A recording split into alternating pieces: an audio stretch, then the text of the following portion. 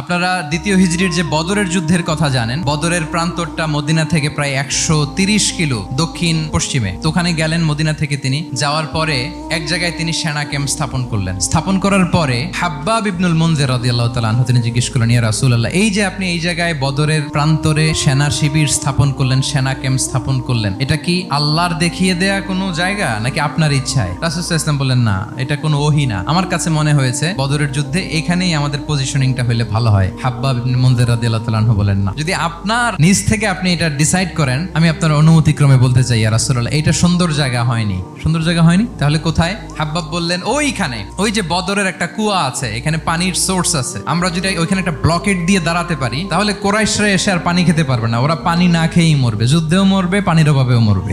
এক মুহূর্ত দেরি করলেন না রাসূল সাল্লাল্লাহু আলাইহি ওয়াসাল্লাম। এই অপিনিয়ন পাওয়ার সাথে সাথেই বললেন, এই সেনা ক্যাম্প এখান থেকে উঠে হাব্বাব যেখানে বলেছে ওইখানে যে সেনা শিবির স্থাপন করো। এক সেকেন্ডও দেরি করেন নাই। তাহলে কোনো ইগোইস্টিক ঝামেলা ছিল না, ভেরি অ্যাকোমোডেটিভ ছিলেন রাসূল সাল্লাল্লাহু আলাইহি ওয়াসাল্লাম।